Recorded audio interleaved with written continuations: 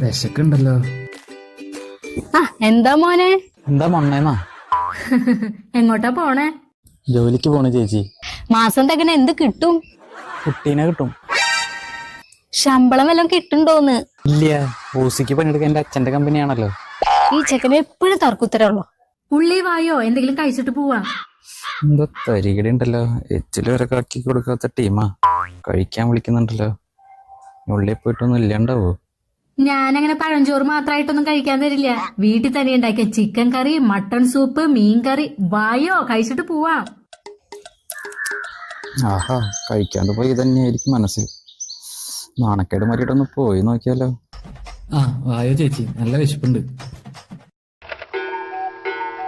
ചുമ്മാ പറയല്ല ചേച്ചി, നല്ല അടിപൊളി ഫുഡായിരുന്നു. ഞാനെന്ത് പറഞ്ഞാലും അമ്മ എനിക്കൊന്നും ഉണ്ടാക്കി തരില്ല. റോഡിൽ തെണ്ടി തിരിഞ്ഞ് നടക്കണവർക്ക് അമ്മ ചോറൊക്കെ ഉണ്ടാക്കി കൊടുക്കുന്നത്. ഇതിനൊക്കെ അമ്മയ്ക്ക്